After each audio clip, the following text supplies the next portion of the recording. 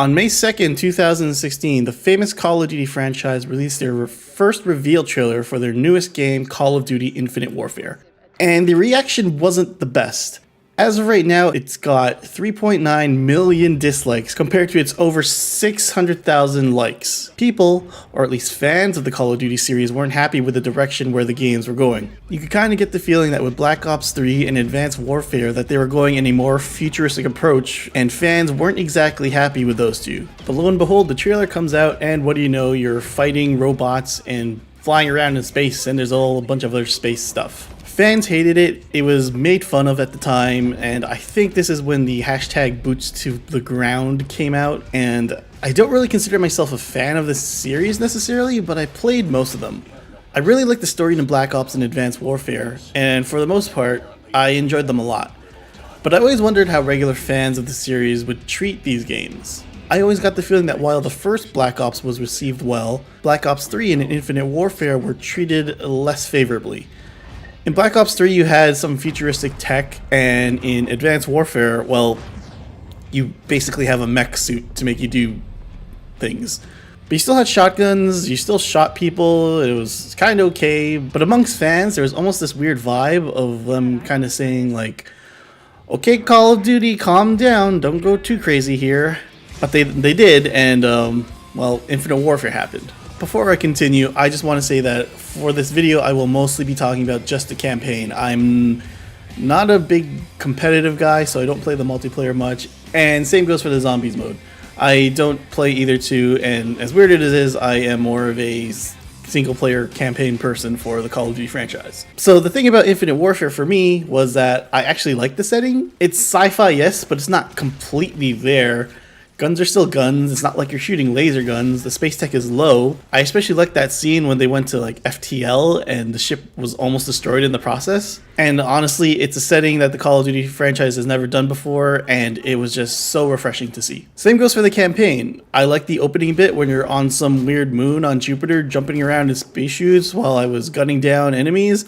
Then Jon Snow shows up with Conor McGregor and they're the bad guys? Oh, and then the following scene was Earth getting attacked, and it was like your team fighting its way to its command ship, and then you got on your ship and you started flying around and shooting things? I don't know, that seemed pretty cool. In terms of spectacle, I was sold. And I mean, ever since Modern Warfare hit back in the day, this is what these games were. It was set piece after set piece, like being on a roller coaster ride. But then Infinite Warfare done changed the game, and you could actually choose missions. That was, in all honesty, awesome. Not only that, but I could choose my own loadouts as well? What is this, Rainbow Six?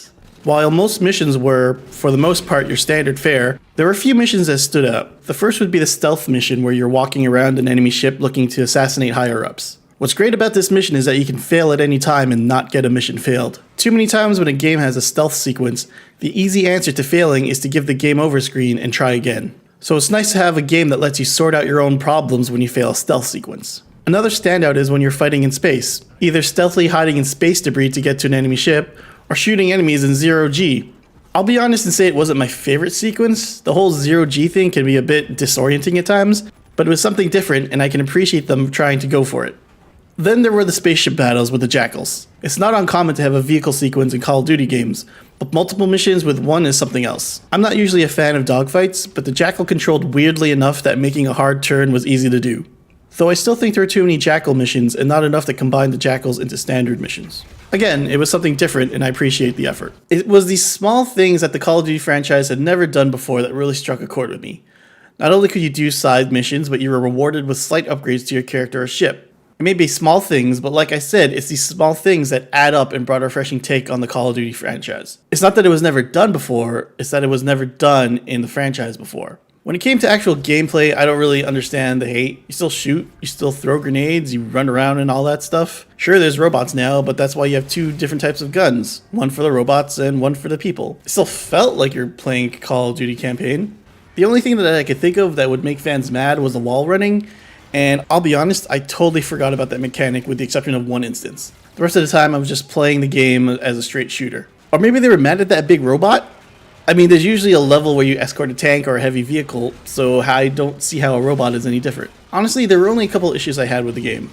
The first was the hit list that was in your room. It kind of showed this hierarchy of enemies with question marks. I thought there'd be some sort of like knockout capture system where you interrogate the lower tier enemies for more information about the higher ups, which would make it easier for you to fight them in the upcoming levels. But nah, it's just some sort of list of people you'll be shooting randomly throughout the game.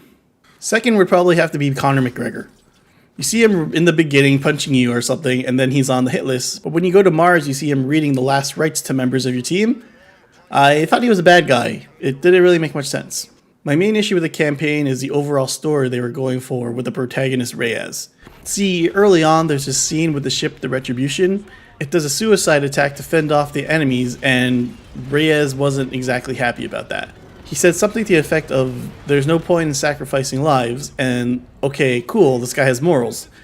So he becomes a new captain, does some missions, and one of his friends ends up sacrificing himself for what turned out to be nothing.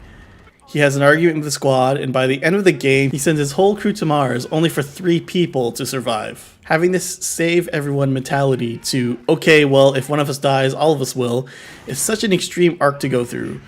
I get the war is hell mentality and tough choices have to be made, but maybe tone it down a bit? Or maybe have the reverse arc where Reyes is willing to sacrifice people only to do the opposite when his robot friend Ethan has to do some sort of sacrifice near the end. It's just a weird message to send to your audience. But mostly, my major complaint about this game is that it's a Call of Duty game. See, back during the Xbox 360, PS3 era, there was a notable trend of every single player game having to have a competitive multiplayer mode. This was because studios felt like there was a need to keep player retention on their games. Afraid of the fact that maybe once they finished the campaign, people would trade it in for another game, or even trying to create a bigger audience by having the players convince their friends to play multiplayer with them.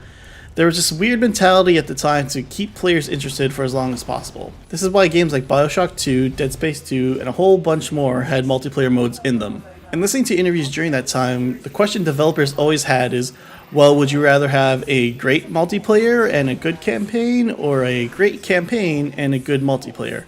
My personal answer would always be, well, I'd rather have 2 good modes, or I'd rather have 1 good mode and not have the other. But that wasn't really up to developers, it was more the higher ups that forced that on them. And I feel like this analogy can be used with Infinite Warfare. I can't help but wonder how much better the campaign would have been if they just focused on that. If the game didn't have zombie modes, but the campaign had more side missions to do in its second half. If the game didn't follow the strict Call of Duty release timeline, how much more they could have expanded on the characters. What if they had a more RPG mechanic upgrade system for your character and ship? What if you could walk around your ship and get to know your crew better like in Mass Effect? I can't help but wonder how much better this game would have been. I'm sure everyone feels this way, but I'm going to say it anyways. If Call of Duty Infinite Warfare was called anything but Call of Duty, this game would not have gotten as much hate as it did. If the game was called Space Commandos 4, Rise of the Red or something, none of the Call of Duty fans would start hating on this game. There's a wide variety of Call of Duty fans, I'm sure. Some liking World War II games, some liking modern day, but when you're in the position to make first-person shooter games for all the years to come, you'll get burnt out. Maybe not as a fan, but as a developer for sure. You begin to struggle with the idea of, well, how else can we shoot the same enemies for the next 5 years? And the only way I can think of doing that is by changing it up. I can't help but imagine Final Fantasy fans who only played Final Fantasy 7 and 8 having the same reaction to Final Fantasy 9 as Call of Duty fans had to Infinite Warfare. Variety is the slice of life. And for the Call of Duty franchise, not just fans, I can't see how you can keep making or playing the same game in the same setting over and over. And in Infinite Warfare's case, I can see it as a major step forward not just in setting, but in design as well. I'll be honest and say I haven't played any Call of Duty game after Infinite Warfare, but I do hope it influenced the games in the future going forward.